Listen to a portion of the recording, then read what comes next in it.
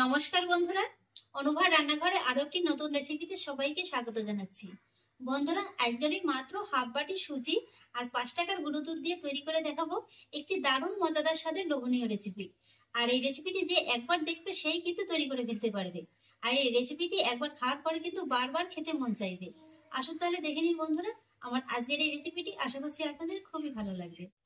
দেখুন বন্ধুরা, রেসিপির শুরুতেই আমি গ্যাসের পরে একটি ফ্রাই প্যান বসিয়ে দিয়েছি আর প্যানে দিয়ে দেবো 1.5 টেবিল চামচের মতো ঘি।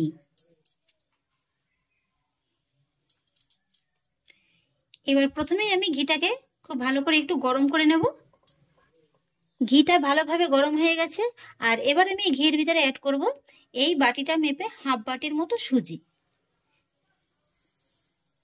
এখানে আমি মিডিয়াম সাইজের একটি বাটি নিয়েছি, সেই বাটিটা মেপেই হাফ বাটির মতো সুজিটা অ্যাড করলাম। আপনারা আপনাদের সুবিধা অনুযায়ী যে কোনো কাপ কিংবা বাটি মেপে কিন্তু সুজিটা নিতে পারেন। এবার আমি ঘিয়ের সঙ্গে সুজিটাকে একবার প্রথমে ভালো করে মিশিয়ে নেব। ঘিয়ের সঙ্গে সুজিটাকে আমি খুব ভালো করে মিশিয়ে নিয়েছি আর এবার মিডিয়াম লো ফ্লেমে এই সুজিটাকে আমি 3 থেকে 4 মিনিটের মতো একটু ভেজে নেব। এবার বন্ধুরা আমি আপনাদের 4 মিনিট বাদে দেখিয়ে দিচ্ছি। এই যে দেখুন, সুজিটা কিন্তু হালকাভাবে ভাজা হয়ে গেছে, সুন্দর একটা মিষ্টি গন্ধ বেরিয়েছে। তবে দেখুন, সুজির কালারটা কিন্তু খুব বেশি একটা চেঞ্জ হয়নি। এরকম একটু হালকা কালার চেঞ্জ হলেই কিন্তু বুঝবেন যে সুজিটা আপনার ঠিকঠাক মতো ভাজা হয়েছে। আর এবার আমি গ্যাসের ফ্লেমটাকে মিডিয়াম লোতে রেখে এর ভিতরে অ্যাড করব 5 টাকা দামের 1 প্যাকেট গুঁড়ো দুধ।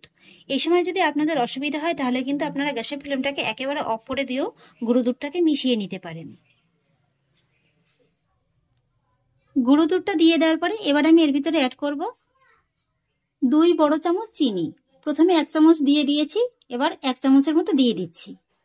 তবে চিনিটা আপনারা কম বেশি করে দিতে পারেন। আর তারপরে অ্যাড করব সামান্য একটু লবণ। এবার আমি এই সমস্ত উপকরণগুলো সুজির সঙ্গে একবার খুব ভালো করে মিশিয়ে নেব। সমস্ত উপকরণগুলো আমি সুজির সঙ্গে খুব ভালো করে মিশিয়ে দিয়েছি।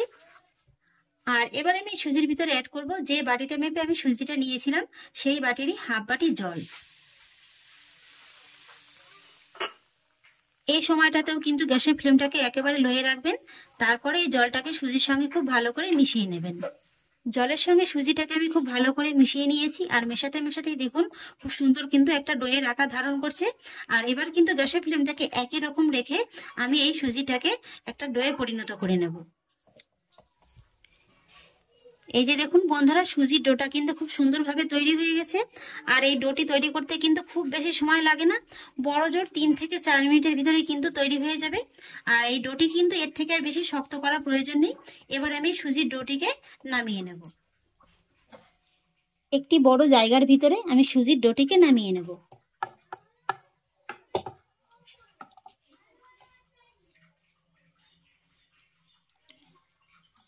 সুজির ডোটিকে আমি নামিয়ে নিয়েছি আর এবার আমি এই ডোটিকে হালকা করে একটু ঠান্ডা করে নেব।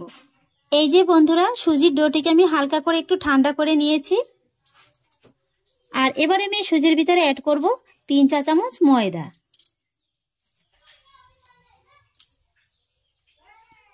এখানে কিন্তু বন্ধুরা সুজির ভিতরে ময়দাটাকে অবশ্যই অ্যাড করবেন, তবে খুব বেশি পরিমাণে কিন্তু অ্যাড করতে যাবেন না। এবার আমি এই ময়দাটাকে সুজির সঙ্গে একবার প্রথমে ভালো করে মেখে নেব। ময়দাটাকে প্রথমে একবার সুজির সঙ্গে ভালো করে মেখে নিয়েছি আর এবার আমি এর ভিতরে অ্যাড করবো এই সামান্য 2 থেকে 3 চা চামচের মতো জল। জলটা দিয়েও এবার খুব ভালো করে মেখে নেব। আর এবার কিন্তু এই সুজিটাকে একটু ঠেসে ঠেসে মেখে নিতে হবে।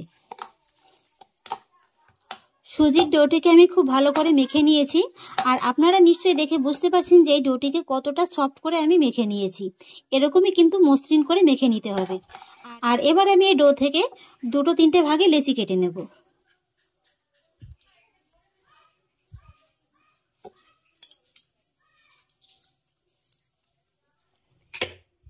এবার আমি একটা লেচি রুটি বেলনির পরে নিয়ে নিলাম আর লেচিটার উপর থেকে দিয়ে দেবো সামান্য একটু ময়দা। আর বাকি লেচিগুলো কিন্তু ঢেকে রাখতে হবে, তা নাহলে আবার উপর থেকে শুকিয়ে যাবে। আর এবার আমি এই লেচিটাকে রুটির মতো করে বেলে নেব, তবে এই লেচিটা কিন্তু একটু মোটা করে বেলে নিতে হবে। এই যে বন্ধুরা, লেচিটাকে আমি রুটির মতো করে বেলে নিয়েছি, তবে দেখুন এইভাবে কিন্তু হালকা একটু মোটা রেখে আমি বেলে নিয়েছি। আর এবার দেখুন এই লেচির উপর থেকে আমি ছোট ছোট করে কেটে নেব। আর সেই জন্য নিয়ে নিয়েছি ছোট দেখে একটি স্টিলের গ্লাস। আপনারা আপনাদের সুবিধা অনুযায়ী যে কোনো গ্লাস কিংবা বাটি মেপে কিন্তু এই লেচির উপর থেকে কেটে নিতে পারেন। এই যে দেখুন,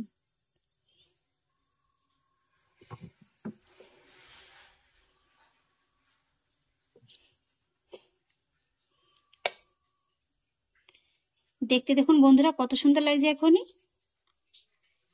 এবার আমি একটা প্লেটের পরে সামান্য একটু ময়দা ছড়িয়ে এই যে কেটে নেওয়া রুটিগুলো এই প্লেটের পরে রেখে দেব। এই যে বাড়তি অংশগুলো আছে এগুলো কিন্তু ফেলে দেবো না, এগুলোকেও কিন্তু একই রকম ভাবে বেলে নেব। এই যে বন্ধুরা আরো একটি লেচি নিয়ে নিলাম। আর এইভাবেই আমি প্রত্যেকটা লেচি থেকে রুটি বেলে ছোট ছোট করে কেটে নেব। এই যে বন্ধুরা এক এক করে আমি সবগুলোকে তৈরি করে নিয়েছি। আর আপনারা দেখতেই পেলেন যে এগুলো তৈরি করা কতটা সহজ। বাচ্চারাও কিন্তু একবার দেখলে তৈরি করে নিতে পারবে। আর এবার দেখুন আমি গ্যাসের পরে একটি কড়াই বসিয়ে দিয়েছি। আর কড়াইতে দিয়ে দেবো 500 গ্রাম তরল দুধ। দুধটা দিয়ে দেওয়ার পরে এবার আমি এই দুধের ভিতরে অ্যাড করব হাফ টেবিল চামচ ঘি। এইভাবে যদি একটু দুধের শিরাটা তৈরি করার সময় দুধের ভিতরে ঘিটা দেওয়া হয় তাহলে কিন্তু শিরার স্বাদটা বেড়ে দ্বিগুণ হয়ে যায়। সেই সঙ্গে সুন্দর একটা ফ্লেভারের জন্য দিয়ে দেবো 3টি ছোট এলাচ। আমি এলাচ 3টিকে কিন্তু মুখটা ফাটিয়ে নিয়েছি। আর একই সঙ্গে দিয়ে দেবো 100 গ্রাম চিনি। তবে আপনারা কিন্তু চিনির স্বাদটা সম্পূর্ণই আপনাদের স্বাদ অনুযায়ী দিতে পারেন। এবার মিডিয়াম হাই ফ্লেমে প্রথমেই আমি চিনিটাকে দুধের সঙ্গে খুব ভালো করে মিশিয়ে নেব। আর তারপরে এই দুধটাকে 5 থেকে 7 মিনিটের মতো ফুটিয়ে নেব। ফিরে এলাম 7 মিনিট বাদে। এই যে দেখুন বন্ধুরা দুধে কিন্তু খুব সুন্দরভাবে ফুট উঠে গেছে। আর দুধটা 5 থেকে 7 মিনিট জাল করার কারণে ফুটে কিন্তু অনেকটা কমেও গেছে। আর এবার আমি গ্যাসের ফ্লেমটাকে অফ করে দেব। দুধটাকে এর থেকে বেশি জাল করে নেওয়ার প্রয়োজন নেই। আর এবার আমি এই দুধটাকে ঢাকা চাপা দিয়ে একটা সাইডে সরিয়ে রেখে দেব। আর এবার দেখুন বন্ধুরা গ্যাসের পরে আমি আবারও ফ্রাই প্যানটিকে বসিয়ে দিয়েছি। আর প্যানে দিয়ে দেব সাদা তেল। পর্যাপ্ত পরিমাণে তেলটা দিয়ে দেওয়ার পরে এবার তেলটাকে খুব ভালোভাবে গরম করে নিতে হবে। তেলটা ভালোভাবে গরম হয়ে গেছে। আর এবার গ্যাসের ফ্লেমটাকে মিডিয়াম লোতে রেখে একটা একটা করে তৈরি করে নেওয়া এই রুটিগুলো তেলের ভিতরে ছেড়ে দিতে হবে।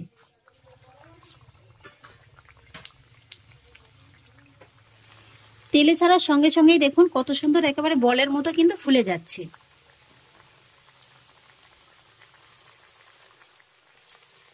আমি বেশ কয়েকটি দিয়ে দিয়েছি। আর এবার আমি এগুলোকে উল্টে পাল্টে খুব সুন্দর করে একেবারে লাল লাল করে ভেজে নেব। দেখতে দেখুন বন্ধুরা কত সুন্দর লাগছে।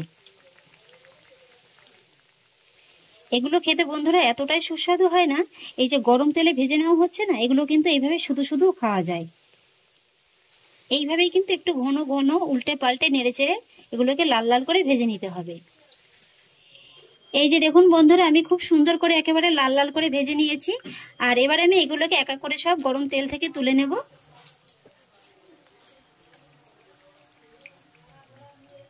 একই রকম ভাবে বাকি ব্যাচেরগুলোকেও ভেজে নেব।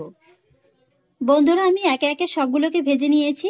আর আমি যে দুধের শিরাটা তৈরি করে রেখেছিলাম সেই দুধের শিরার কড়াইটাকে আবারও গ্যাসের পরে বসিয়ে দিয়েছি। এটা যেহেতু একটু হালকা ঠান্ডা হয়ে গেছে তাই একটু গরম করে নিতে হবে। দুধের শিরাটা হালকাভাবে একটু গরম করে নিয়েছি। আর এবার কিন্তু গ্যাসের ফ্লেমটাকে আমি অফ করে নিয়ে এই অন অবস্থাতেই এক এক করে এই ভেজে রাখা পিঠাগুলো এই দুধের শিরার ভিতরে দিয়ে দেবো। দেখতে দেখুন বন্ধুরা একেবারে ফুচকার মতো লাগছে না? বেশ কয়েকটা দিয়ে দেওয়ার পরে এবার আমি এই পিঠাগুলোকে সব দুধের সঙ্গে একবার ভালো করে মিশিয়ে নেব। বন্ধুরা একবার হলেও এই পিঠাগুলো বানিয়ে খেয়ে দেখবেন যে সুজি দিয়ে এই দুধ পিঠাগুলো খেতে কতটা মজাদার লাগে। ভালো করে মিশিয়ে নিয়েছি। আর এবার আমি গ্যাসের ফ্লেমটাকে মিডিয়াম লোতে রেখে এই সুজি দুধ পিঠাগুলোকে ঢাকা চাপা দিয়ে জাস্ট 2 থেকে 3 মিনিটের মতো একটু ফুটিয়ে নেব। 3 মিনিট বাদে এবার ঢাকাটা তুলে নিচ্ছি। আর একবার নেড়ে চেড়ে নেব। আর এবার আমি গ্যাসের ফ্লেমটাকে অফ করে দেব। আর গ্যাসের ফ্লেমটাকে অফ করে আবারও আমি এইভাবে ঢাকা চাপা দিয়ে এই পিঠাগুলোকে দুধের সঙ্গে 5 থেকে 7 মিনিটের মতো রেখে দেব। ফিরে এলাম 5 মিনিট বাদে। এবার ঢাকাটা তুলে নিচ্ছি। এই পিঠাগুলো কিন্তু বন্ধুরা এখন খুবই গরম, তবুও দেখুন পিঠাগুলো কত সুন্দর একেবারে নরম হয়ে গেছে এই 5 মিনিটের ভিতরেই। আর এই পিঠাগুলো কিন্তু যত ঠান্ডা হবে খেতে ততটাই মজাদার লাগবে। এবার আমি এই পিঠাগুলোকে আপনাদের একটু সার্ভ করে দেখিয়ে দিচ্ছি। তাহলে বন্ধুরা ফাইনালি তৈরি হয়ে গেল নতুন স্বাদের সুজির দুধ পিঠা। কয়েকটি পিঠা আমি একটি প্লেটে সার্ভ করে নিয়েছি। এই পিঠাগুলো খেতে এতটাই সুস্বাদু আর এতটাই নরম হয় যে বাচ্চা থেকে বুড়ো সবাই কিন্তু খেতে খুবই পছন্দ করবে। এবার আমি একটা পিঠা আপনাদের একটু কেটে দেখিয়ে দিচ্ছি। এই যে দেখুন বন্ধুরা, কেটে দেখিয়ে দিচ্ছি যে এগুলো কতটা নরম হয়েছে। আশা করছি কাটাটা দেখে নিশ্চয়ই বুঝতে পারছেন যে পিঠাগুলো কতটা নরম হয়েছে। এই যে দেখুন, এতটাই নরম হয়েছে যে মুখে দেওয়া মাত্রই কিন্তু মিলিয়ে যাবে। যাদের দাঁত নেই তারাও কিন্তু খুব সহজে খেয়ে নিতে পারবে। তাহলে দেখলেন তো বন্ধুরা, নতুন স্বাদে সুজির এই দুধ পিঠা বানানো কতটা সহজ আর কতটা কম উপকরণে আর কতটা কম সময়ে তৈরি করা হয়ে যায়। আশা করছি আমার আজকের এই রেসিপিটি আপনাদের খুব ভালো লেগেছে। যদি ভালো লেগে থাকে তাহলে আমাকে অবশ্যই একটা লাইক এবং কমেন্ট করবেন, সেই সঙ্গে বন্ধুদের সঙ্গে শেয়ার করবেন। আর প্লিজ বন্ধুরা, যদি আমার পরিবারের নতুন সদস্য হয়ে থাকেন তাহলে একটা সাবস্ক্রাইব করে পাশে থাকা বেল আইকনটি প্রেস করে দেবেন। ফিরে আসছি এরকমই পরের অন্য কোনো নতুন রেসিপি নিয়ে। সবাই ভালো থাকুন, সুস্থ থাকুন, ধন্যবাদ।